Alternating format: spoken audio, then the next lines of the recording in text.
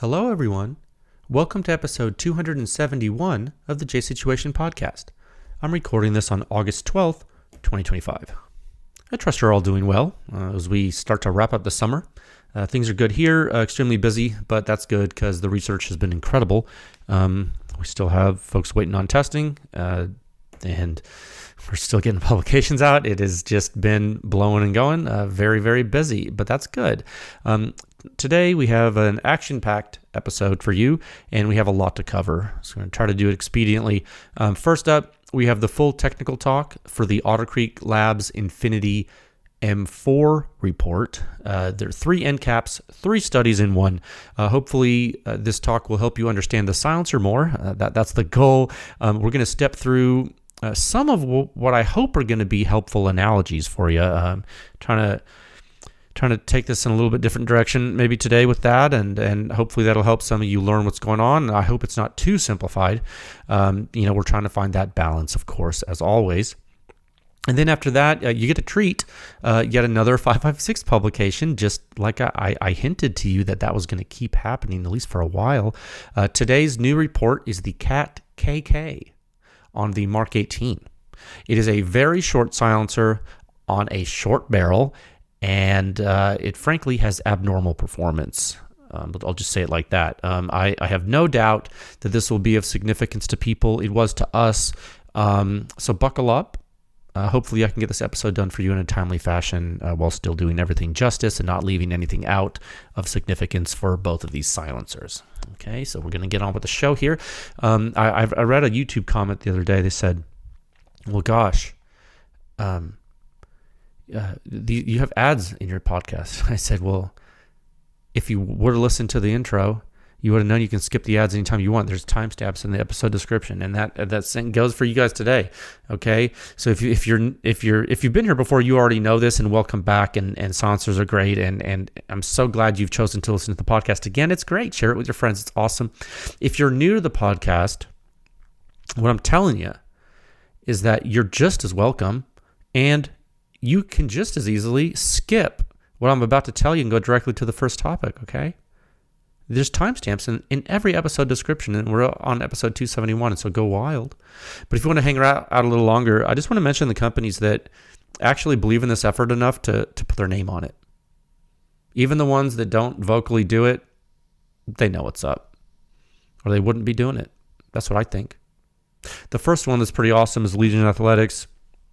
I used to powerlift, and I've always loved weightlifting in my adult life, and hey, man, you got to be consistent to be good at it, and Legion Athletics can help you with that.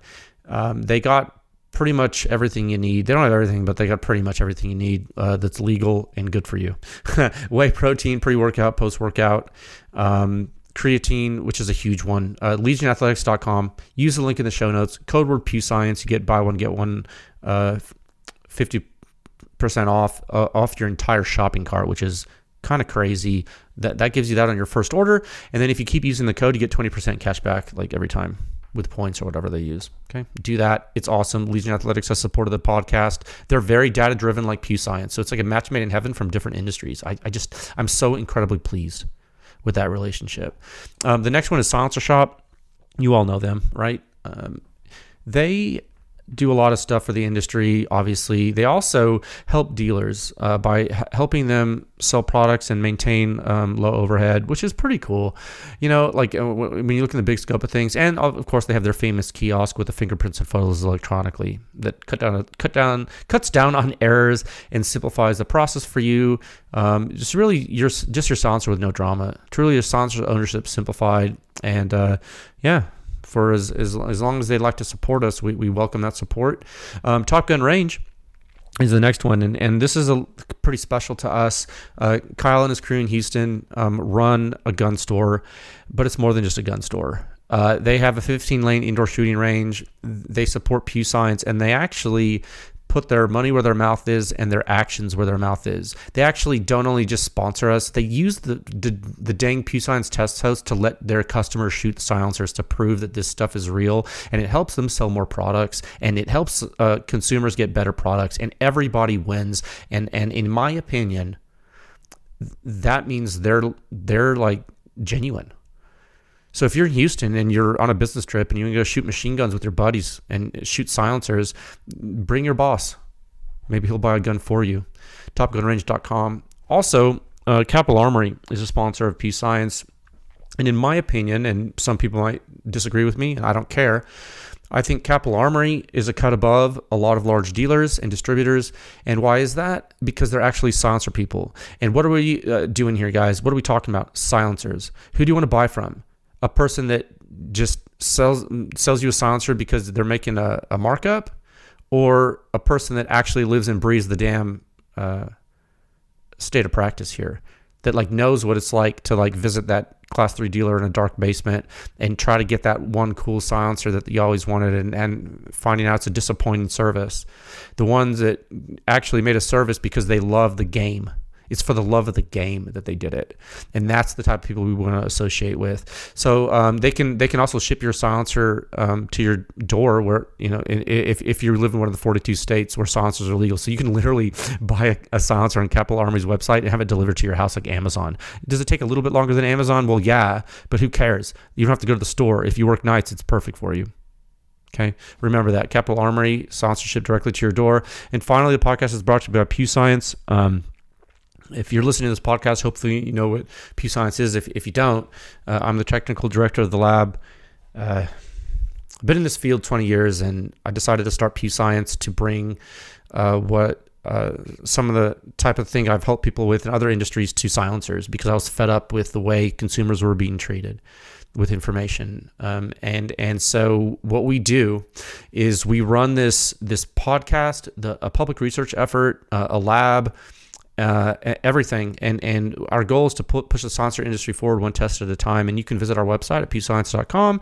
We have a proprietary algorithm called the suppression rating, using open source data that provides you with the simplest and most accurate hearing safe rating for suppressed small arms based on true human inner ear response of the entire gunshot. It's not just a peak value. It's actually real mil standard testing of the entire time regime, the entire combustion blowdown, and it also looks at the weapon noise, everything that actually happens, and it gives you a number to break it down, and you can get as detailed as you want. Ask anyone. 7 sections, the most in-depth and accurate silencer data analysis of the entire known universe. It's all for you with your help. Okay, check it out, pewscience.com, and you can support the podcast and all the testing we do and make this better by joining with a membership. Throw us a bone. It's cheap, dude. It's cheaper than a cup of coffee. And you know what? If that's too much for you, that's fine. You don't want to do a recurring thing, that's fine. You got to watch your budget. I get it. Just donate. You can do that easily on the review page of the podcast page. And you know what? If you don't want to do that and you only want to listen to this and not give any money ever, that's fine. And that is completely fine. We would just ask that you do us a solid and spread the word. Let folks know that silencers and guns are awesome. 2 topics for you today. First, we're going to hit the Infinity on the M4. We'll structure this talk the same way we did for the the Monarch Recce last episode, where we went technical deep dive. I'm going to split that up in timestamps for you guys, so it'll be easy. And then topic 2, we're going to hit the new cat. Oh, excuse me. I'm sorry. We're going to hit the new cat KK. I almost said cat rat just because it's like it rhymes and it's like in my mind. But yeah, we're going to hit the cat KK, the kitty cat. God, I'm not a cat person, more of a dog person. So every time I have to say these things, it gives me cringe. Whatever. The silencer is actually incredible, and I'm saying that objectively, and you're going to see it in the morning. So we'll talk about that in topic 2. All right. Geez. Topic 1, intro at a time of 9 minutes. And 4 seconds. Yeah, that took a little bit longer than normal, but sometimes that happens. That's what timestamps are for. Topic 1, Sound Signature Review 6196, AutoClick Labs Infinity in the 14.5-inch M4. Mid-length gas, right? Durable silencer, versatile silencer. Pew Science has tested it and shown you information for it. Everything from 308 to subsonic 300 blackout to short barrel 5.56. Now you've seen longer barrel 5.56. We've learned a lot about it. The name of the game in this report and this multi-tiered report was, well, how the heck does this technology respond to lowering the blast load input severity with 5.56? Like, if you lowered the severity of the input, well, how does it affect the output? So we're going to get deep in this. Okay, and my intro to this is a big picture. Oh, I'm sorry, too close to the mic. it's a big picture industry intro for you, and I posit the question to you, or I pose the question to you: why does barrel length matter anyway? This will be a helpful thing to talk about if you're a new silencer person or a experienced one. It's an interesting program, and when I mentioned this, when I talked about last episode in the intro talk to the program report, this is not the only podcast from us or report from us that you need to absorb for knowledge about the Infinity. Okay, I encourage you, if you haven't already, to explore the other episodes covering the silencer from the podcast. And I did homework. I did a quick look on the podcast website, which is pewscience.com/podcast, if you're wondering. And I clicked the Infinity metadata tag on the last episode. And when I did that, all of the episodes relevant to the Infinity popped up. And those episodes are 248, 249, 257, 259, and 270, which was last week. And of course, you now have this one, 271. And if you're wondering why they come in pairs like that, 2, 4, 6, is because we typically do an intro talk, and then we do a deep dive the following, almost 99.9% of the time when we get it right. And so if you want to know more about the Infinity, there's your playlist: 248, 249, 257, 259, 270, 271. Why do we skip 258? I don't know. Double check me, but figure it out. That's how you do it. On this episode, we're going to speak about the most recent report on the M4, like I just told you. And something I want to talk about first, just in this intro to this talk, before we get into specifics, is why host weapons can matter, and why barrel length in particular can matter, and what other factors could matter that you may not even be thinking about. And this report that we're going to go through, it's going to show you combustion. If you read it and you listened to the intro last week, it's going to show you combustion propagation behavior of a silencer that's also been tested in other systems. And to top it all off, there are 3 configurations of the silencer tested by the Pew Lab, and that's at the request of the lab client, Otter Creek Labs. Okay, they wanted us to fully characterize the system because they not only understand silencers very well, and they're learning more every day, but they designed the Infinity to perform a certain way on certain systems, and they give the user a choice, and they let the user dictate execution of that choice with end cap changes.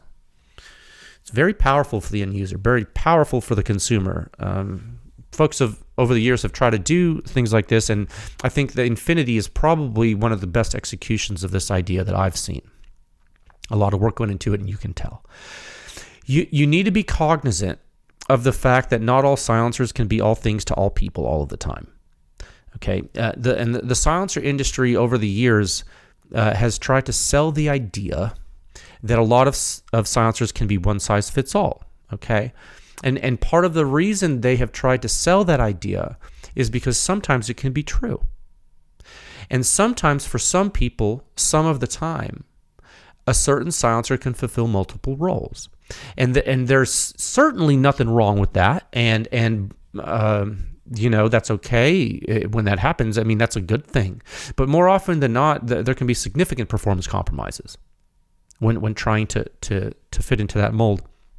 And so if you're new to this, you may be looking at our rankings section in the standard on our website, pewscience.com/rankings. And you may wonder why certain silencers or certain configurations of silencers have multiple entries in the table. And you may wonder why, when they do have those multiple entries, why their ratings change. And this is because we don't really test silencers at Pew Science, right? We don't. We actually test suppressed weapon systems that happen to use silencers. And you will also learn, if you're new to this, that we look at the entire signatures. Like I said, if in the section you might have skipped because you were skipping ads, if you're new to this, you'll learn we look at the entire combustion histories, the propagation histories. We are always quantifying full system behavior, and this is one of the reasons what we do is so controversial. Forget about what you're hearing about the stupid, silly, low IQ industry gossip about our lab. Because the real reason the folks get upset is because to this day we're the only independent entity doing this. And that makes people uncomfortable because we can't be controlled. But that's by design, because how can you help consumers if you are controlled by the industry? When in doubt, ask yourself that question. If you forget, write it down on a Post-it note, put it on your mirror when you brush your teeth. And so the reason we do this is really showcased heavily in this report that we're about to go through. And folks thought they understood how the Infinity behaved, like after the first few reports. They really did. And you know, you see it on the 10.3 inch Mark 18, and you know, the people thought to themselves, okay, I get it. You know, I'm going to use this end cap for this certain end cap for my gun. Done. Thank you for the information. Thank you for your attention in this matter. Like they see it. They say, oh, the Infinity. Excuse me. The Infinity behaves like this. I get it. And it's good to be able to make decisions quickly. It's the hallmark of a strong mind, in some ways, sometimes. But the problem with that quick conclusion is something more and more people are realizing lately as silencers advance. The behavior becomes increasingly difficult to predict, and the nonlinearity of the response increases. And that is a fancy way of saying for a given input, the output can get wonky in a hurry, and things are not one-to-one in all cases. Okay, I hope that's clear. It will become more clear as you go through this. And because it used to be, there was an axiom, or there's a rule of thumb you could use that loosely states, if you increase barrel length, overall pressure field severity from a suppressed weapon system will drop. Done. And in the defense of those who champion that rule of thumb, that axiom, that was true a lot of times, like in their defense. I mean, what's that saying? Never attribute to malice what you could attribute to like ignorance or stupidity or something. Like I really believe that a lot of, I want to believe that most people are good. We know there's a lot of trash people in this industry, right? I mean, it's public. A lot of them make themselves known publicly, which makes it easy for the rest of us. The problem is a lot of the people in this industry that are like that don't make it known publicly. And then those are the ones, frankly, I think are more dangerous. But I like to believe most people are good. And I don't think they were doing it maliciously. I don't think people were saying longer barrels make your gun quieter, because frankly, most of the time it used to be right. But when silencers have advanced, different dynamics have been introduced into the systems, and things like early time blast pressure amplitude, supplementary shock timing in the barrel, various gas port sizes, mechanical parameters of the rifles, all of these things start to matter more. I mean, they've always mattered, but they start to matter more. And sometimes they can matter a lot. And a huge issue to some people is that it's hard to tell when they matter and when they don't matter, because many silencers are unique. A lot of silencers are copies, but nowadays a lot of silencers are unique, and you're all witnessing a real-time arms race. And many of you in the silencer world weren't around for innovation that was happening. You weren't around for it, and that's okay. But many of you, is that true? Well, there's stages. So, a lot of you weren't around for true innovation. And then many of you've probably just been in the silencers since the time when everyone copied everyone. So, a lot of people, you might just look at different models and be skeptical that performance is actually going to change. Like I'm telling you, it's going to change. You might still be skeptical because you're like, I've seen that before. Silencers are a dime a dozen, But I got news for you. You are truly now at August 12th, 2025 at I'm recording this. It's 8:02 p.m. Central Time. You're actually living in a time of actual innovation in silencers. Yes, you. I'm talking to you. And it has been many years since a time like this has happened.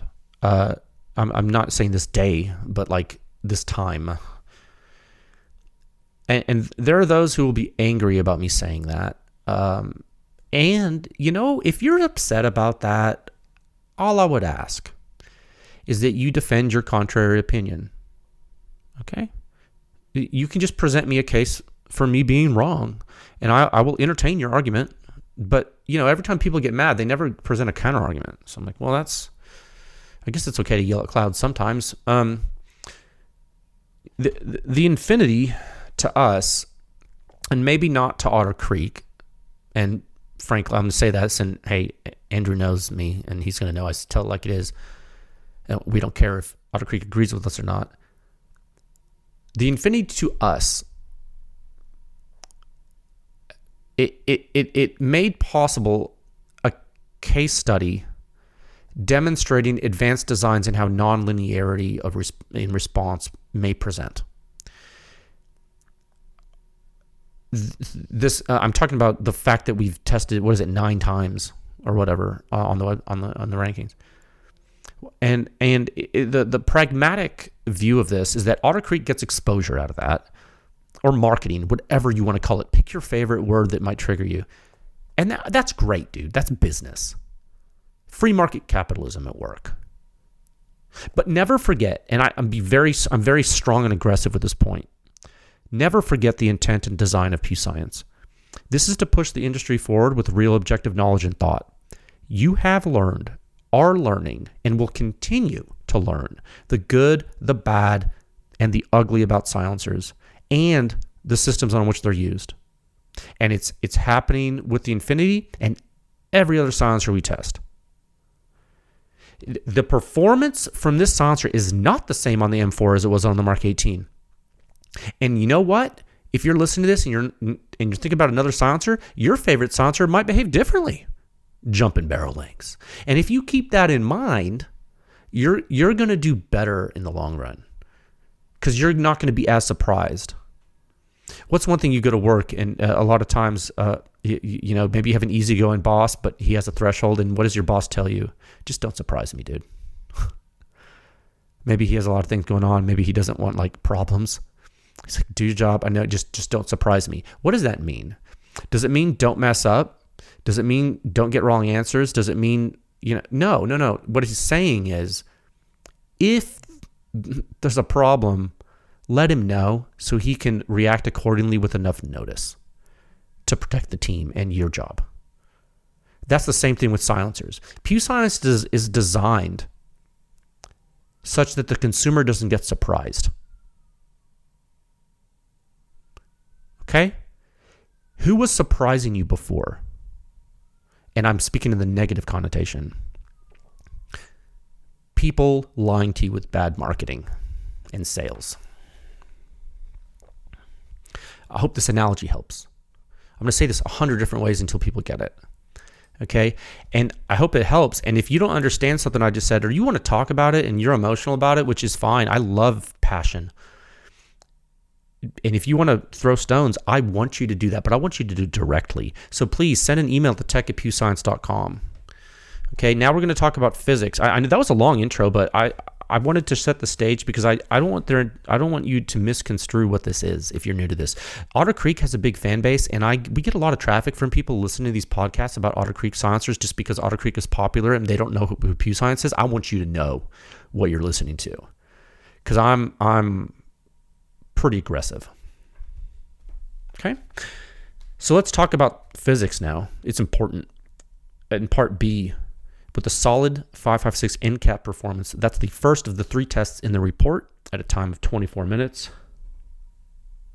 and 34 seconds. And that, I just realized that's way too much time to spend on a intro. But I don't edit the podcast. Pull up the report, 6196. It's on the website. Get there from the rankings. Get there from a Google search. Get there from a link in the show notes. I don't care. If you're a member, I urge you to log in so you can reference the full version of the report as intended for you.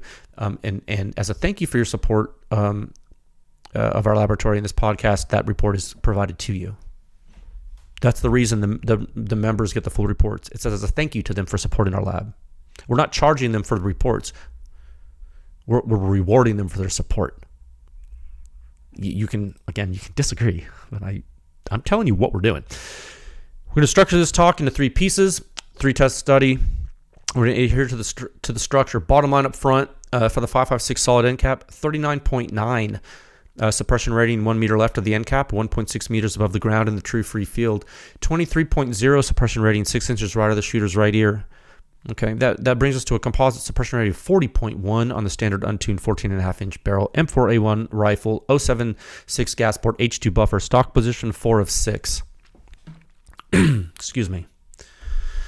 Okay, and that's already a lot of information. And to begin to give you context, please look at Figure 1 in the report, which is different than the Figure 1s you're used to seeing if you're an old head here.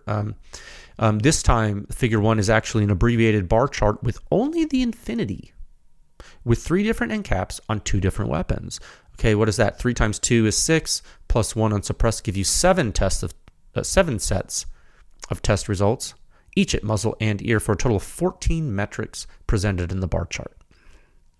That's how that math works out. Look at it. It's red and blue. It's Figure 1. Scroll down past the suppression rating summary. Okay. And so right now in this chart, you see those 14 bars. We're going to focus on the 2 bars representing the solid 5.56 end cap on the M4 and the 2 bars representing the solid 5.56 end cap on the Mark 18. On the 10.3-inch barrel Mark 18, the suppression rating was 40 at the muzzle with the solid 5.56 end cap, okay? 10.3-inch barrel, infinity gets you a 40 at the muzzle. On the 14.5-inch barrel M4, the muzzle suppression rating is basically the same, 39.9. It's the same number. On the Mark 18, the shooter's ear suppression rating, so that's operator, not muzzle, that's operator, 23.4. On the M4, 14.5, again, almost the same, 23. Okay. Being high level right now. This high level conclusion, it might seem boring, and frankly, it might seem intuitive to people not familiar with silencers. Like, you might be like, okay, we changed the barrel length a little bit, same silencer, same configuration. Okay, thanks. What's the cool thing here? Why are you telling us this? That's one group of people. One group of people might say that. The other group of people, and it's just as interesting to me, the conclusion might seem insane and incorrect and completely crazy. Remember I was talking about the old tribal knowledge about silencer performance. They're like, impossible. You've increased the barrel length by 40%. That can't happen, right? And then there's that third group of people. That third group of people, the new educated silencer folks who know just how complicated this all can get. There's that group. And they're like, tell me more. And hopefully all 3 groups of you find this discussion fruitful, because there's something for everybody. What you'll see as we go through this is that the way the Infinity is designed, it handles high pressure very well. And you can say that, or you can say it needs high pressure. And we had the same conversation with the 5.56 RC2. Remember, we had the same conversation with the 5.56 RC2 with Surefire. The optimist, viewing the glass half full, will call the RC2 a great high-pressure warrior. And then the pessimist, viewing the glass half empty, will cry a foul, and they will call the RC2 a dog that doesn't get any quieter when you make the barrel length longer. What a turd. I've heard dog and turd used a lot by grown men who are heads of silencer companies. In the report text below this figure, both viewpoints are offered to you for you to choose what to pick. Okay, so we're going to look at some data now. Scroll down, please, and you get to the data plot pairs. Figure 2A and 2B showing pressure, and figure 3 and B and figure 3A and 3B showing impulse. We sometimes get asked, what is the difference between pressure and impulse? And I understand that that is a perfectly reasonable question, specifically if you're not an engineer or physicist or scientist. And I'm not expecting everyone to know what it is. I mean, it's explained in the Science or Sound Standard, but if you don't read it, then you won't know. And that's okay. It's okay to ask questions, and people ask. So I want to tell you real quick in a simple way. Think of pressure as the force pushing on an object. And it just so happens that the pressure we talk about in these reports happens suddenly or impulsively and really quickly. Okay? And so given that and the definition of pressure that's pretty simple that I just gave you, you can think of impulse as how much momentum is being applied to an object, that same object, and how much you get all at once. Since wave particles do in fact have momentum, and if you want to debate that, I invite you to please Google it first and be careful what you read. And when you read it and you find out that wave particles do have momentum, then we can all sing Kumbaya. They can transfer that momentum to you just like a car does if it were to hit you as you walk across the street. If you were at a crosswalk and you jaywalked and you didn't obey the traffic sign and a car hit you and broke your body apart, it's similar physics to what you're seeing here. It's just a different object size, really. The units of pressure are force per unit area. We show you pascals on the vertical axis. Those are units of pressure. They're just metric. If you would like, you can view pascals logarithmically. And in how people speak about a subset of blast overpressure called sound, you can actually convert pascals to a logarithmic unit called the decibel. And those units, the logarithmic unit of the same phenomena, is annotated in the charts. And the reason we don't use decibels on the vertical axis is because we want to show you linear, positive, and negative scales so you can understand the physics, and you can't do that with a decibel. So the units of impulse, I just explained pressure. The units of impulse are pressure multiplied by time. Okay? And why is that? Why would that be? It's because you derive impulse from the measured pressure histories. And how do you do that? You take the integral in the time domain, and that might be a fancy thing to you. And it could be fancy. It's a fancy way of saying that you compute the area under the curve the pressure curve as you march through time. And again, the units are pascals multiplied by milliseconds, because pascals and pressure, and then the milliseconds was the time scale we're using. So if you take an area of a box, and the box has dimensions Pascal by millisecond, the area would be in units of what? Pascal times millisecond, because area is like one side of the box times the other side of the box. I know this is childish to some of you, but to some of you, you've never even done it. So how would you know? And that's okay. It's okay not to know something, but I'm just explaining it. And so when you see the units on the plot of impulse on the vertical axis, you see Pascal milliseconds, and then annotated in the callouts as decibel millisecond. When you see a dash between two units like that, it implies multiplication. I know there's a dot sometimes and there's an X sometimes, but I'm telling you, just in common scientific and engineering vernacular, the way you present it in the style guides, this is acceptable for multiplication. It's the same reason you see a dash written between the constitutive units of torque or moment. Like when someone asks you how much torque your lug nuts need, or like the muzzle device needs on your barrel, you would tell them the value in foot-pounds, typically. If you're tightening the screw on your MCX so you don't strip it, it's an inch-pound. Why? Divide by 12. It's a smaller amount of torque. You would write, you're talking about foot-pounds, you're going to write foot-pound. You would not, for example, write foot/pound or foot over pound. You wouldn't write like foot divided by pound. Why? Because that would be completely meaningless for this application. And I'm telling you all of this Two reasons. The first is because enough people asked me and us and get emails that I thought it was important to say it. And I'm sorry if it's boring. You might just be too damn smart, and that's okay. The second reason I'm telling you is because there's people selling silencers, guns, and mounts that are writing foot divided by pound in official communications to the public in their dang owner's manuals. And if you see someone do that, you might need to be careful with what they're selling you. Because there's a chance, not a certainty, I'm not saying it's always going to be the case, but there's a chance that they could not understand what torque is. There's a distinct chance. And those same people who, they don't understand what impulse is.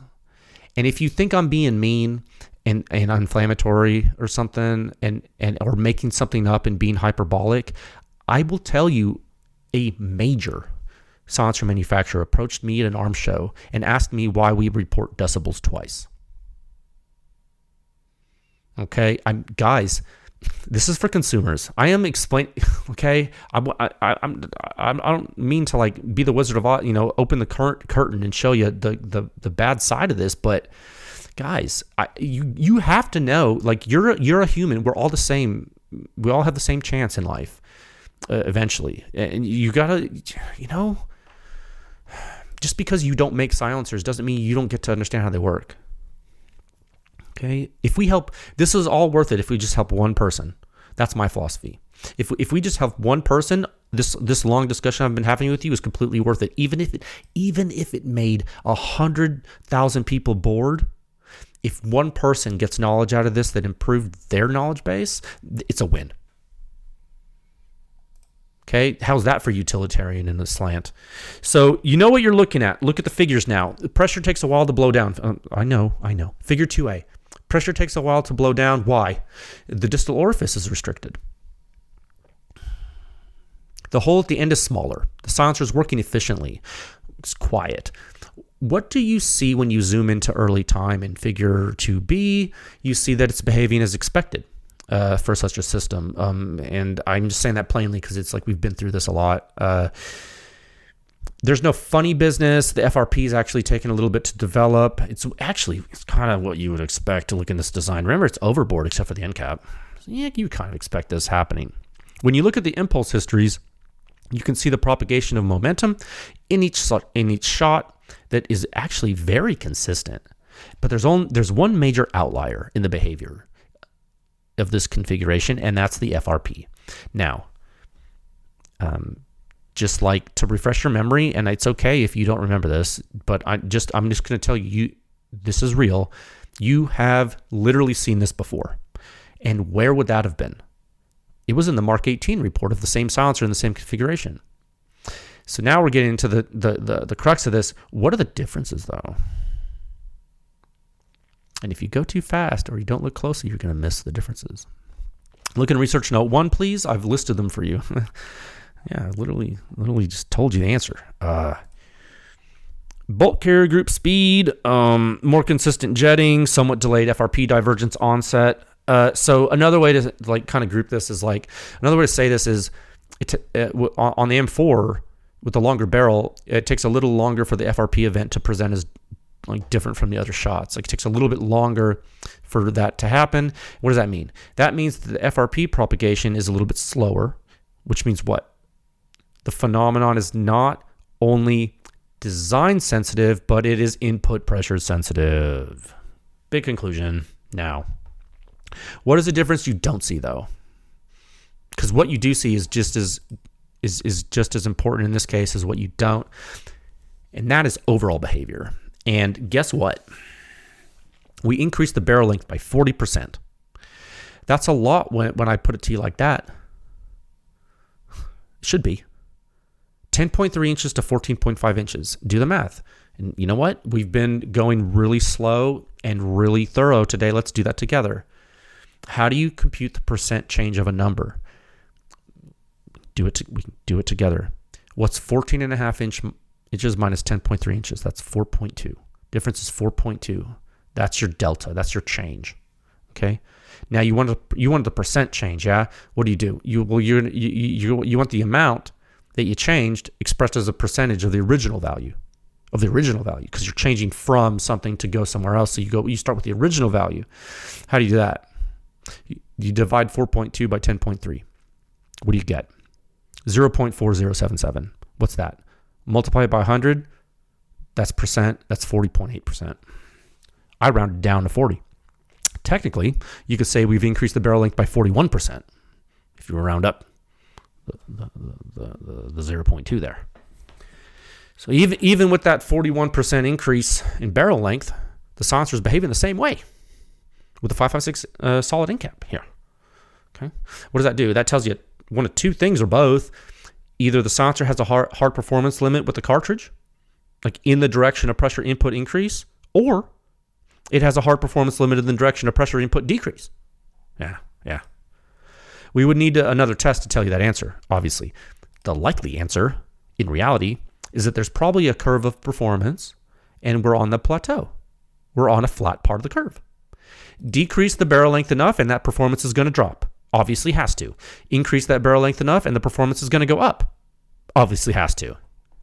But from what we know right now, with the experiments we've done, 10.3 and 14.5 inch barrels with M193 ammo make the Infinity basically do the same damn thing.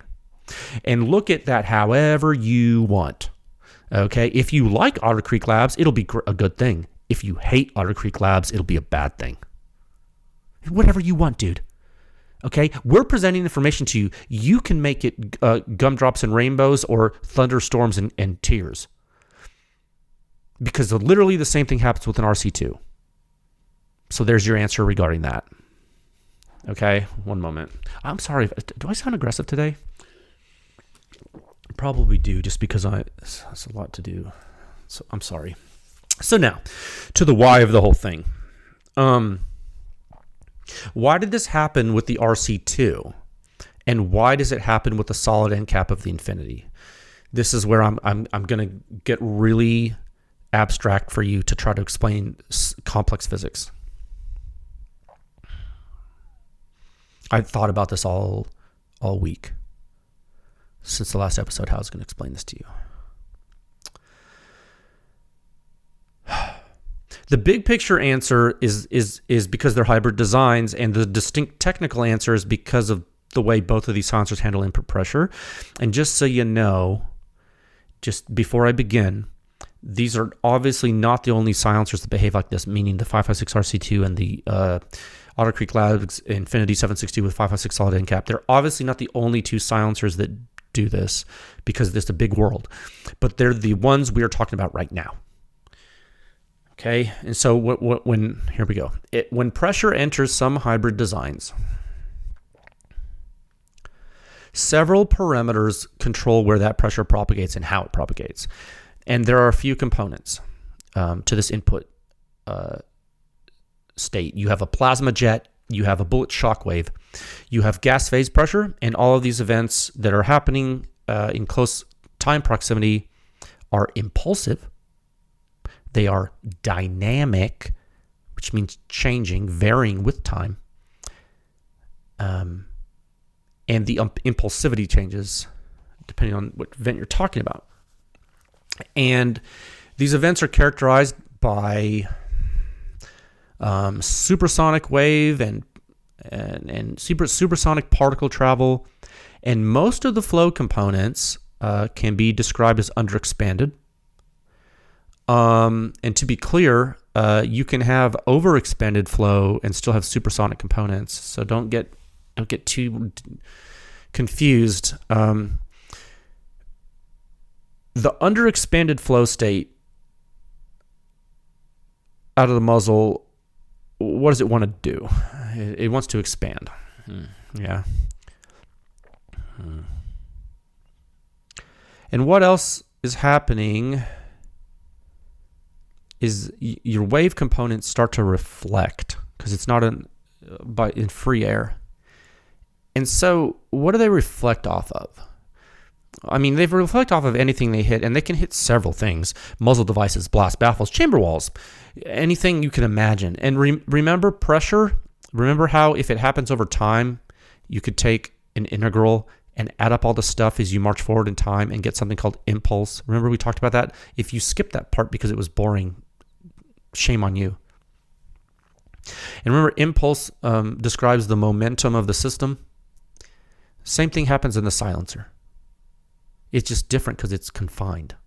It's still impulse, it's just inside instead of outside. Just different. So when the infinity's end cap is the small orifice non-venting state, or 556 solid end cap, as it's called when you buy it or when you read about it, not only do you restrict you have a downstream restriction, as you know, that's intuitive to you since there's a smaller hole. That you get that part, but not only is that happening, you actually in the infinity, you actually also have a different utilization of the annular flow paths. Because you got to remember, it's a hybrid, and the vents in the blast chamber have relieved stagnation, and the underexpanded flow has also propagated through the vents, and there's other things happening in the silencer too. Flow is propagating down the primary bore, and depending how the silencer is designed, pressure differentials are forming in certain areas, and shock reflections are also adding impulse in certain places. And the blast loads actually become more intense as the reflections add to the incoming waves. Yeah. So what you've done is you've created an operational envelope in which there are indeed flow paths for the blast loads to travel, but they're also getting off the freeway on off ramps. Stick with me. So there are a bunch of cars, right? And really, no matter if your car is going fast or slow, there's a capacity that those ramps have, and there's another complication. There's a police car watching you, not the car, but the guy in the car, and he didn't steal the car. He's actually a cop, and that police car. There's more. In this case, he actually has a team with radios. Oh shoot. I'm so sorry. I made a boo-boo. Pause. I'm so sorry. I knocked a whole thing off of my desk. Where was I? Was I talking about cars? Yeah. Okay. Sorry. There's a bunch of cars coming off the freeway on ramps, going into these early time vents. There's a capacity to the ramps. There's a cop car watching you. And in this case, they're really coordinated, and they're actually really, really slick. They have a team with radios, and they're situated in different areas of the ramps. Okay. And they're enforcing the flow state everywhere. The speed limit, and the flow state. They're enforcing traffic flow everywhere. And what are these police officers doing? They're prohibiting stopping, and they're also prohibiting loitering, and they're prohibiting speeding. And a Honda Civic and a Corvette in this configuration do the same thing. You know, they really do, because they have to. There's too many people watching them. And not only that, the only way to break the rule is with a blatant disregard of the law, what would that be like in our analogy? It would be like doing some Dukes of Hazzard stuff. What's that? Mark 18. Super short barrel length. Like shorter than Mark 18. And they just plow through, or maybe what could you do? You could make the ramp really long so the traffic would do what it would do, and the cops don't matter. And everything's going to get through anyway. You know, that would be like increasing the barrel length really long, for example. So I would view the 556 solid ink cap as a traffic cop for the system that's really strict. And the RC2 has a traffic cop in it too. And they both have traffic cop networks, and they watch all the paths and the primary board at the same time, and they cause a lot of the cars to go the same behave the same way throughout stuff, even though they have a quick off-ramp. Okay? Makes sense so far? They have a quick off-ramp, which is, most freeways don't. Most silencers don't have off-ramps. But the 556 RC2 has some off-ramps, and so does the Infinity 556, regardless of end cap. It just so happens that the solid 556 end cap makes the freeway similar to an RC2's freeway for the way cars can do stuff. Okay? I know this is getting a little weird, but stick with me. Let's change the end cap at a time of 50 minutes and 32 seconds. Okay.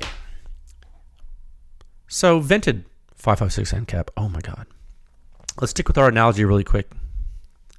I know.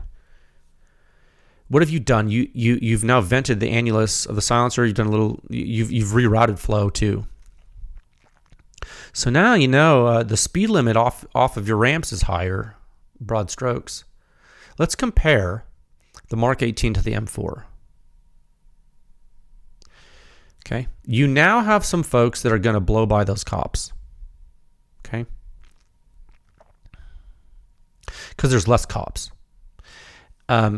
The budget cuts. I don't know. And you're actually, your car does kind of matter more. Why? Human nature. The Corvette, he's probably going to be more inclined to speed. The Mark 18 is the Corvette and short barrel.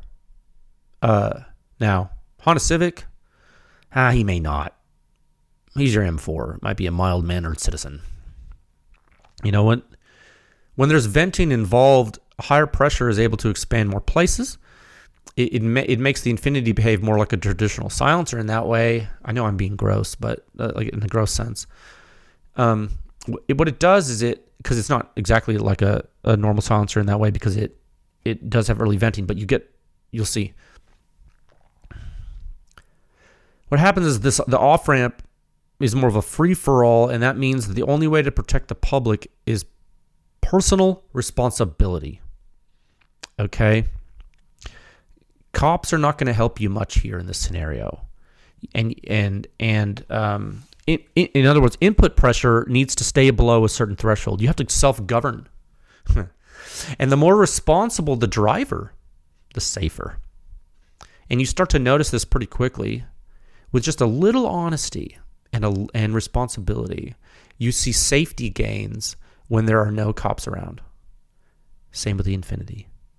If you're venting this for their particular design, and you lengthen that barrel to M4 lengths, not even full 16, just 14 and a half, you're going to see gains. Mark 18 gave you 32 at the muzzle with the 556 vented end cap. M4 gave you 37.4.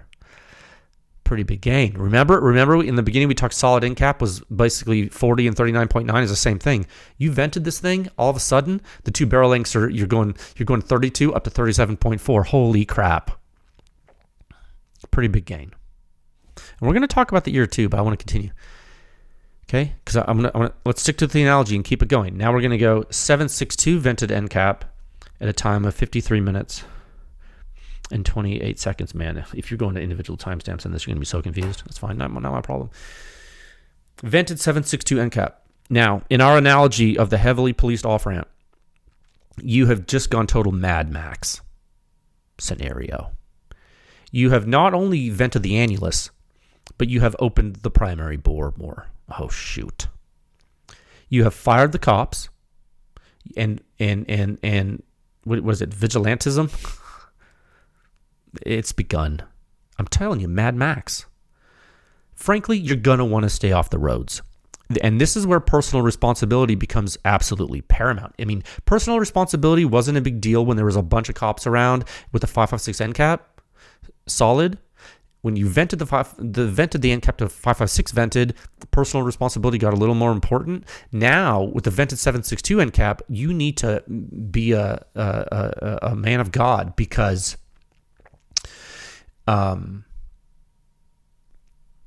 you're in total control. So it's up to your decision making. Take the Corvette. it's going to do Corvette things. And I don't mean like the memes, like the New Balance wearing garage kept boomer Corvette stuff. Nah, dude. I mean like the real, like people who like drive Corvettes because they know what Corvettes can do. I mean like the cammed street racing, kill all the Mustangs Corvette stuff. The stuff that's like you see a Corvette coming, you're like, oh my God, that's an actually fast Corvette. Uh-oh. Yeah. The stuff the Corvette's intended to do. Remember the Mark 18 report?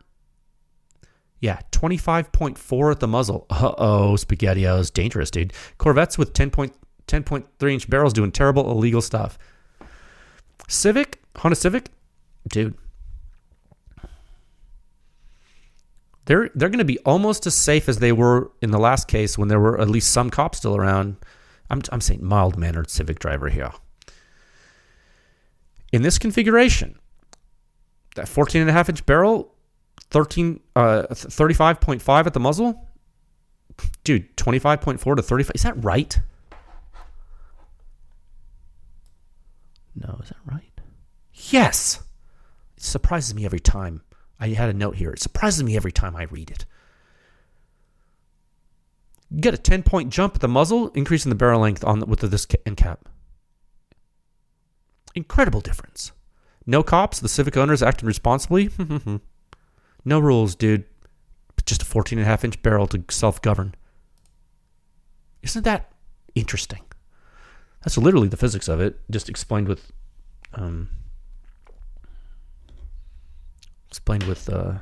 cars.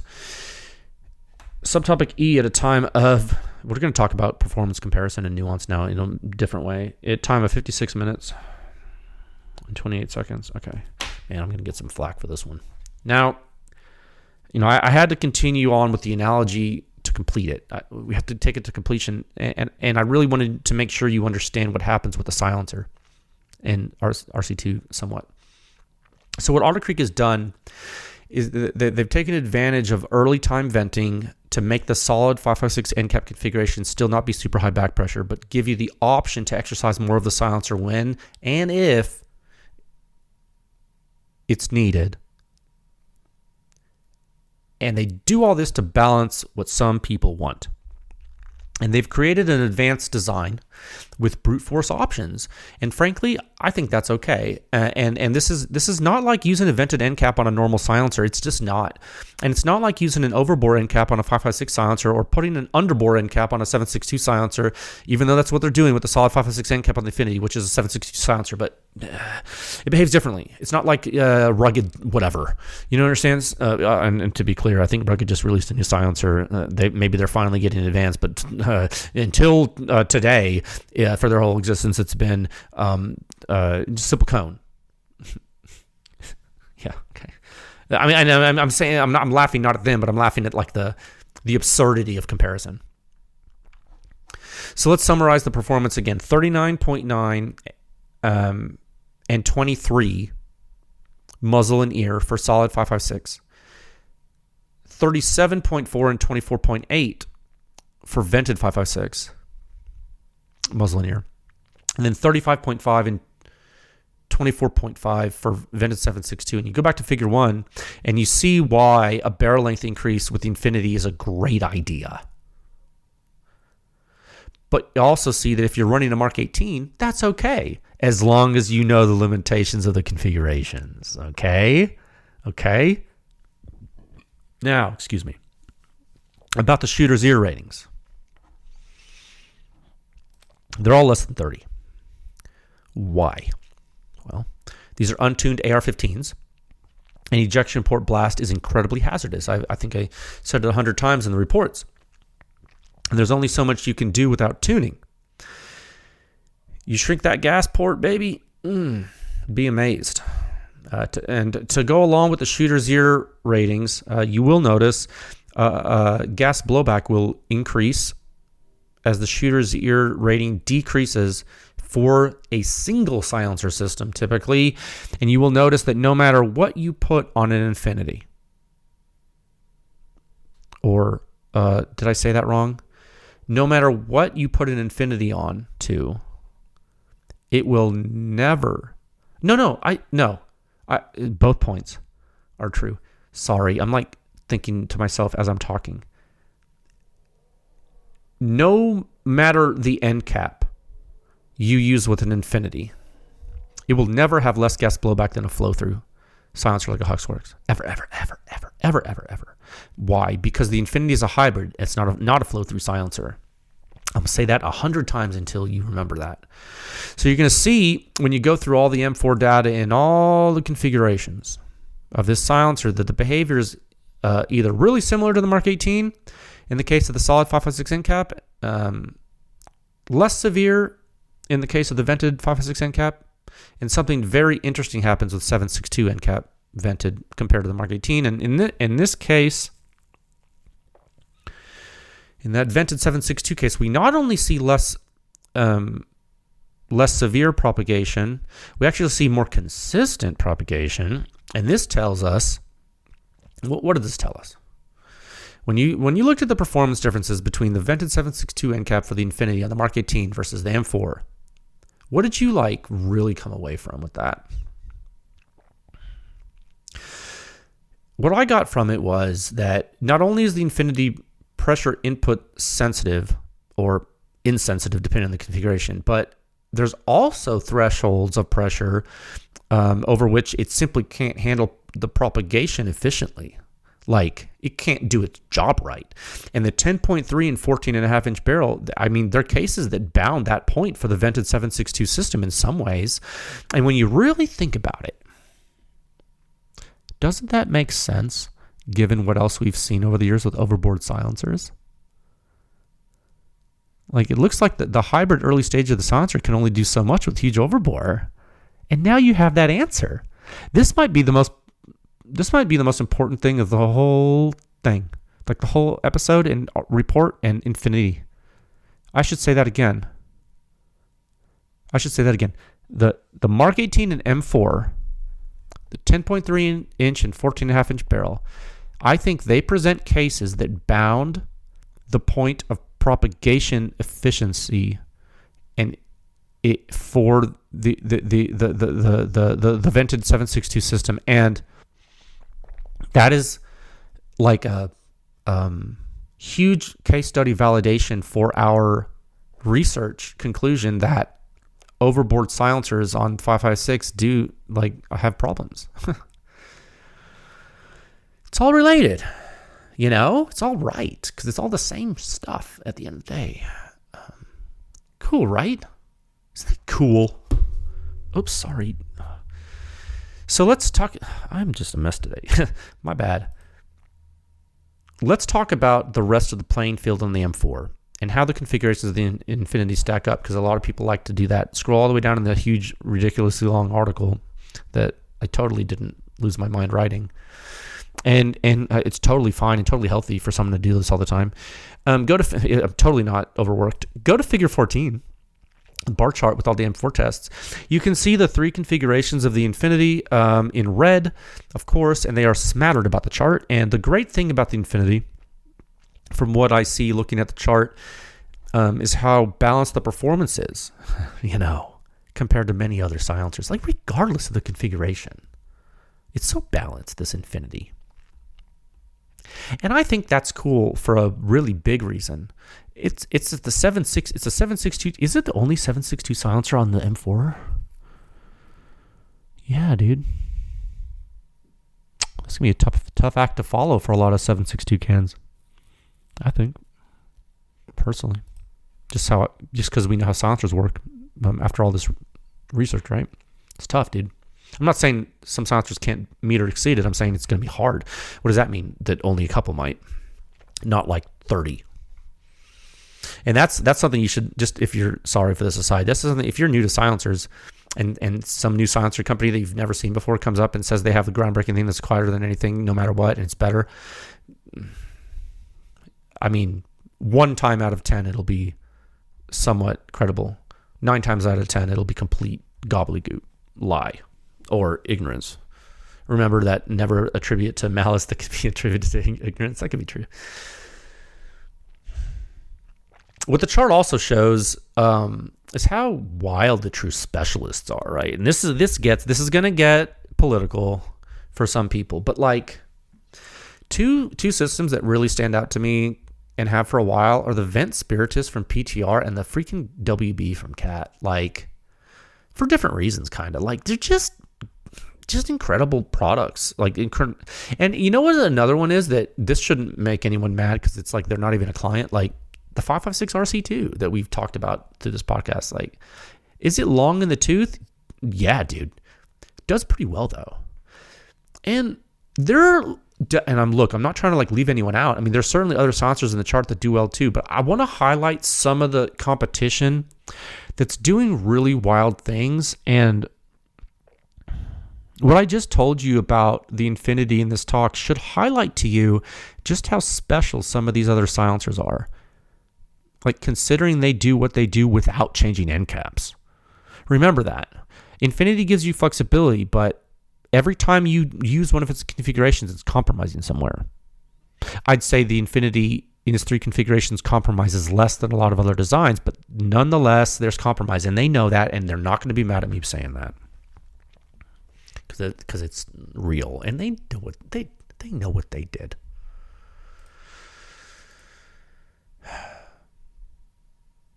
Now let's talk about. Let's talk about how different it is shooting the Infinity or some other of these high performers, like compared with like the low performers. I like this because it like makes me like smile that like we can tell you real stuff that's real instead of like crapping on products. We can tell you like real, like what's really bad and or loud and what's really dangerous and what's really not as dangerous. To be clear, I just want to go on record. If you don't already know this, you should. Anything's better than unsuppressed. Like, for the love of God, don't do that. Shooting unsuppressed is insane. If you take a Knight's Armament MCQ with a MAMS mount, that little tiny baby thing, and the worst mount you could use with it on the M4, and you shoot it next to an unsuppressed gun, you are going to take that MCQ 10 times out of 10. I don't care who you are if you hate Knights with a passion, because they're too expensive and you can't get your favorite rifle, and you're on Reddit all day. No offense. You're going to take that MCQ 9 times out of 10, even if you hate Knights, because unsuppressed 5.56 is insane. Is it because it's supersonic? No, it's because of the freaking muzzle blast. It's the overpressure. I don't care what mongoloid opinion you've read on the internet about 5.56 being loud no matter what, having a sonic crack, and silencers not mattering for the platform. I don't care. I promise you, blast loads are what we care about. And an MCQ from Knight's Armament is going to make your experience much safer than an unsuppressed AR every day of the week, no matter where you are. Now, that being said, look at the delta in performance in bystander and operator protection between the MCQ and the Infinity in any configuration. Different sports. Not even in the same planet of performance. So please, guys, like, I know the suppression rating is only one metric, and there are a lot of other things to think about with silencer performance and warranty, and if they love your favorite color on a sticker, just like and if they said nice things about your mom, like, that's whatever, dude. Whatever's important to you, I get it. There's a lot more than the suppression rating, but also silencers are supposed to suppress blast. It's in the name. If someone calls a silencer a suppressor, why? Is it supposed to suppress something? Well, if you think it's not important, well, then you might be confused. Okay? It's in the name. So as far as how important suppression is for a silencer, it's not your number one requirement, but it's important for a lot of people. Be honest with yourself. It'll take you far. I say all in all, the Infinity continues to be a really great example of hybrid design versatility and efficiency that shows what practical design methods can really achieve if you stick with it. I think it's like a dog with a bone with this Infinity. With Otter Creek, they would not stop. They would not stop optimizing. I'm not saying it's the best design in the world. I'm just saying they worked at this, and I love that. God, I love seeing that. Yeah, it just gets me going. I love when people work hard on stuff and it pays dividends. Ooh. I love it when people don't phone it in. Ooh. Hard work and talent producing results. You're getting me excited, brother. Ooh, yeah. You know what I mean? Damn. Is that just, I mean, if you don't like that, you're not our audience. We're here to showcase strong work ethic and performance for consumers. Yeah. I could spend another hour talking about the Infinity. I could talk about the Infinity all day. We're going to test it more. I was talking to Andrew the other day. He don't care. He doesn't care that I'm telling you, we're gonna show it more. This is one of, if not the most studied centerfire rifle silencers in the way we're learning about it, that we in the pedigree now. Maybe except for the rugged designs, because they're all the same, up until today. I think probably the rugged silencers, and because as a extension, like the dead air silencers and everyone else, you know what I mean? Like that design, that curve cone mill cut that Joe Godini made and then everyone took and copied, like that, like is probably the most studied rifle silencer. Let's be honest. Like we understand. Oh, what's another really studied rifle silencer? Q.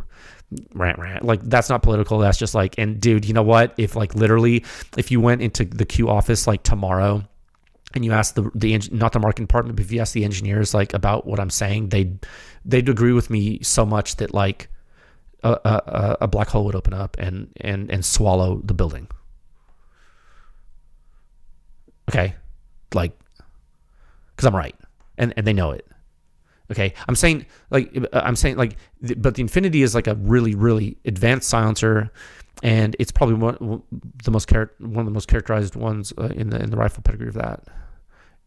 And because by necessity, because it has changeable end caps, and by us satisfying client requests because we were solicited to do the studies.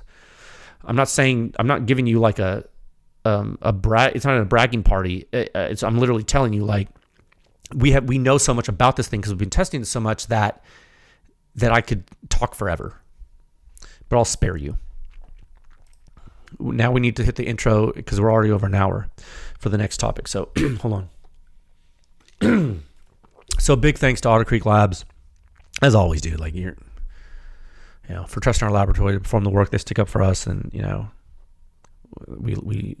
we are honored for that. Now,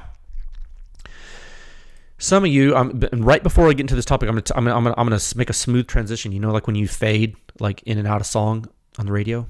Now, some of you were probably screaming when I compared the MCQ to the Infinity. I know you were, and if you stop listening and you complain about that, that's your fault. But Jay, you don't understand. Like the reason the British operators, the reason they pick the MCQs because it's so small and they don't care about blast pressure. They just need to take the edge off, and they're prioritizing length. And you don't understand. You're not a Navy SEAL, Delta Force Ranger qualified Sean Ryan show sniper, and how could you possibly understand what they need in the heat of battle? Well, to that I say. I've been working in the field of blast and blast effects for 2 decades, so ask me anything. Okay? And we shall now talk about actual personnel protection with small silencers in topic 2 at a time of 1 hour, 13 minutes, and 25 seconds. The things I've heard and the things I've seen on the internet. Topic 2, Sound Signature Review 6197, Combat Application Technologies, CAT-KK, on the 10.3-inch 5.56 Mark 18. Hybrid design advanced silencers. I'm going to say this to you. They continue to push the envelope. We just got through talking about one of them. And the past 5 years have been full of tremendous performance gains, and particularly in the high-pressure supersonic cartridge suppression regime. And as the competition continues, a lot of people are asking themselves, well, how does form factor fit into the mix? It doesn't matter. And I think silencers like this CAT-KK, they're going to show you that, and others, they're bringing that discussion to the forefront. And so, again, this is the introductory talk for this paper that published with the podcast. And I just want to, say something for the record that I told you competition was heating up, and I like to do this sometimes where we're really backed up with publications and they all happen to share a theme, and it provides a really good learning exercise for all involved, all the public, and I just could not be happier with the way this is playing out and continues to play out, and this report was highly requested. Obviously, these are very popular brand of silencers right now, and for a year or two, give or take, and so right up front, I'm going to say the thing I always say: thank you to Cat for, as always, to trusting us to perform the work, and we're happy to showcase the silencers. Any silencers, regardless of performance, and these projects from them have presented us with opportunities to learn a lot. I mean, we're not like, I'm not, I mean, when you talk about your kids, I love all my kids, you love them all, and it's true. And sometimes like, you run across stuff that just gives you so much opportunity to really stretch what you think you know about things in trying to explain that to others. And one thing I found in learning in life, the best way, I think I probably said that before, but one thing it's like finding is the best way to learn something is like to teach it to others. And boy, have I had to learn a lot to be able to teach it to you for some of these things. And it's just, I continue to, and it's just so cool. And form factor's been a hot topic lately. And heck, dude, I just got, in this past topic, I just got through comparing the Knights Armament MCQ to the Otter Creek Labs Infinity, and I'm sure that ruffles some feathers, and I get it. It's like, I agree with you that comparing small silencers to large silencers, it should be done carefully and responsibly, in context, and for the record, we do that. And our members can filter by tested length and weight in the member ranking section and plot the performance visually. Okay. And over the past year, form factors just become a hotter topic of discussion. Why is that? Why would you think that? Is that because Pew Science is controlling the narrative and we're the silencer Borg? Of course. Also, I'll tell you exactly why. It's because silencers are advancing enough for it to matter. That's why. Like we're slowly trickling into the state of practice where you started to see high performance silencers shrinking. You see the political jokes online like, oh, late stage capitalism or whatever, just people trying to oversimplify phenomena. So you look at this and you're like, well, our design's getting more advanced. Our manufacturing methods getting more advanced. Our people's understanding of how silencers work getting more advanced. Is performance a more public discussion point than ever before? And the answer is absolutely to every one of those questions. And so you're like, cool. And you look at Cat, and they're no stranger to this, dude. It's literally what they do. Folks seem they either love or hate their silly marketing. We've all seen that, which is fine. And I will say, this is personal opinion, caveat. It's sometimes it's kind of good to see marketing that makes jokes but doesn't make jokes that harm the consumer. Frankly. At least they're not lying to consumers about how their silencers perform. Like, I would think people would be way more upset about that. But hey, what do I know, right? Like, I was only a consumer that literally got upset about that and started a lab to fight against it. I was only a consumer who's tested all of my silencers that I owned and put a lot of them on the website so you could see it, so you could see what we were dealing with in reality, why I was pissed off. Well, so what do I know? What do I know about what a consumer would do if they got pushed too far? What do I know, right? Why do I speak into a microphone every week for the past 5 years talking about this damn quest to fix it all? That's probably why I'm upset today, because it all just is so gross to me. Sorry, Cat. I'm trying to be positive for your report. This is the Cat KK in Canal. Very strong. Very nice. No, 4.5 inches long, 4.75 inches with the included mount. Very important part of that. Actually, we'll talk about that. So yeah, where is it? It's on my desk. That's what I usually do, right? I usually tell you, oh crap, let's drop ammo on our keyboard. That's smart, dude. I'm holding it in my hand. It is 4.5 inches long. You put the mount in it. The mount has wrench flats on the back. It makes it 4.75. It adds a 1/4 inch, so you can get a wrench on it. Okay. 12.8 ounces for the silencer in Canal. You put the mount in there, it's 15.2 ounces. Okay, that's it. Smallest 5.56 silencer we've tested other than the Knight's MCQ.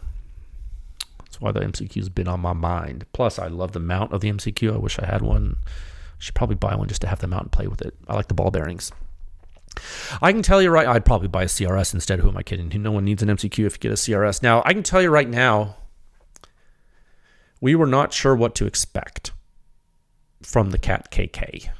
Just like we're not, frankly, I mean, to peek behind the curtain a little bit, we're not sure what to expect at all when Cat contracts with us for a silencer.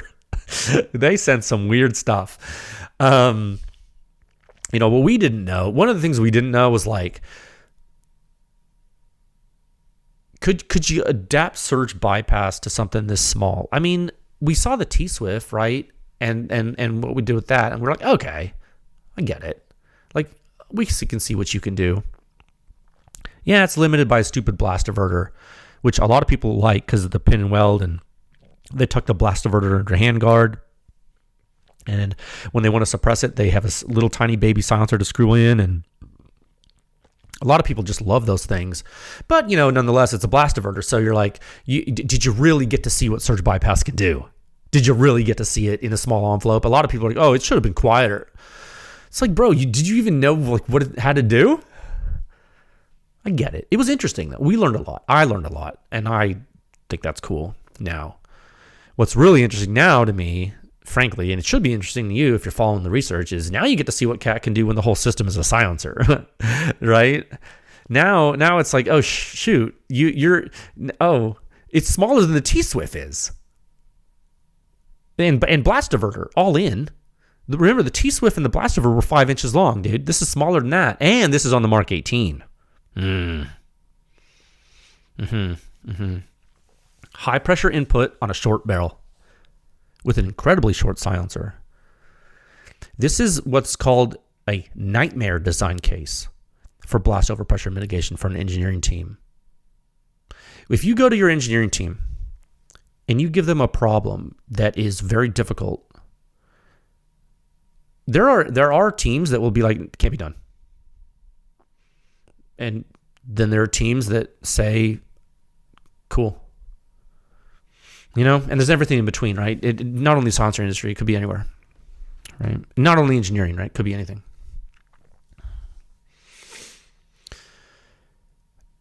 And so, like, what would typically, like, let's go back to silencers for a second. What typically would a team do? You give them that thing. Like, if charged with protecting against blast overpressure in the smallest envelope possible, what would you do? Like, if you told them you didn't care about back pressure, but they just go like Mini 2, Surefire Mini 2, or something like that, right? More often than not, they'd actually go super restrictive, cone baffle, gas in the face, eating cancerific fun time. Like they'd go like Thunder Beast Dominus, TAVC Dominus, but smaller than the Dominus. Do you have the Dominus K or something? I don't know what they have. Either way, those silencers are super high back pressure. Like they incredible impulse accumulation in the blast chamber, restrictive baffle, relatively primitive baffle design that's been optimized. Very nice looking, very pretty, great mount, awesome. Love the SR mount, love the finish, love the concentricity. Primitive and high back pressure. And so a lot of people would go and try to be quiet. Doing that way, if you shrink, they'd be like, well, you're shrunk, so you have to do this. And they'd be very stubborn. And many times, I'm not picking on them. There's a lot of other ones that would be like, we have to do this to be quiet. Okay. Yes. Then, well, if you told them, well, I care about back pressure. I care about back pressure too. Not only sound and blast mitigation. I care about back pressure. What would they go? They might go MCQ. And what would they do? They'd use an incredible flow rate to achieve that. At the cost of what? Significant risk to personnel compared to a larger silencer. Now, less risk than unsuppressed, like we talked about earlier. Sure, of course, way safer than an unsuppressed gun, but still significant risk compared to full-size silencers. Significant risk compared to an RC2 when you go MCQ. Significant. The Cat KK actually gives you not only both benefits, but somehow, with a performance balance that doesn't typically happen, and they're doing it in 4.5-inch silencer. And I want to remain in context with the recent research. What if you had a 4 Monarch Recce? Stick with me. What if you had a 4 Monarch Recce that was smaller, didn't have FRP, and had lower back pressure, all while meeting or exceeding suppression at the muzzle and ear, and it came with, and it has a mount for it. That's the Cat KK. I know. It's like, oh my God! Like, how far is this gonna go? This is getting a little bit exciting to me, a little bit crazy, a little bit like, oh, I guess we're racing cars now. Like, we're taking off. We're taking the back seats out to get a little lighter. Yeah, I know. It's getting like that, right? And this is just the intro talk, and the report covers everything you need to know. And we're going to do a deep dive next episode, like typical. But and I know this company is controversial because they have advanced stuff and they have controversial marketing. So for some reason that you think that whatever. So I know what I'm about to tell you. I'm about to say something. I know what I'm about to say is going to make some people upset. You can't please everyone, okay? I'm going to tell you, in all of our years doing this, we've never seen anything like this silencer. We haven't, dude. Okay. And so like it literally used to be like, if you would go you go to Surefire's website, you picked an RC2 or a Mini 2, like RC2 for normal stuff, like Mini 2 if you want to be smaller. Those days are over, man. Like, that's it. Like, consumers have more options. Like, entire philosophies of product lines are becoming obsolete now. Like, entire family trees of silencers are getting extinct in like the performance conversation. No, I mean, they're still going to sell them for the next 3 decades. I'm just saying, like if you're chasing like advancement, now it's like you can disregard family trees, which is getting. I mean, dude, in 5 years has that happened? I mean, maybe. I feel like we should have started a different spot. I mean, look, like and again, here's another thing. Over the past few months, I've made statements about K silencers and what that means, and you can call the KK a K silencer or not. It doesn't matter. Like, K is short for Kurz. That's a German word for short. A company can have a 9-inch silencer as their main product and a 6-inch silencer, and they can call their 6-inch silencer a K silencer, and they can be 100% in the right, and no one's going to fault them for that. No one can fault them for that. The MP5K is a K gun, but still longer than a Walther PPK. You know, there's the Walther PP, and you know the Walther PPK is the short version of that. You see what I mean? It's just a word. Doesn't matter, dude. But if you're going to start comparing silencers across brands, be real. With the mount, this is 4.75 inches long, and you'll see the data in the morning when it gets published. But dude, like, think about it, man. I'm excited to see companies compete with this. Honestly, this is good. This is good for competition, I think. Not just an overall suppression rating. That's not actually the most impressive thing to me at all. But like muzzle and ear, like, I want to see the answers. I want to see what people answer with this, like, to this. Now, like you see this, right? You saw 4 Systems, incredible new company. The Monarch Recce, incredible silencer. Then you see this, and you're like, oh my God. See, what I feel like when people see these incredible companies like 4 Systems, Otter Creek Labs, Cat, and many more, when I see, when we showcase this performance and we see companies come out and view it too, because the people see it, all these competitors see it at the same time the consumers do. I'm hoping, and I feel like what's happening is that people are seeing what's possible. And it makes it so that people can take more risks in their designs because they're hungry, to win. And I think that if you're hungry, you would do that. Yeah. And so please check out the report. I told you competition was heating up. I'm not a liar, bro. Form factor wars are here, not going away. Permanent record. May the odds be ever in your favor. Stay safe out there. Report goes live at 0700 Central, something like that. Maybe earlier. I don't know what's going to happen. I got a lot to do tomorrow. We're going to be back next week. Or no, that might not be true.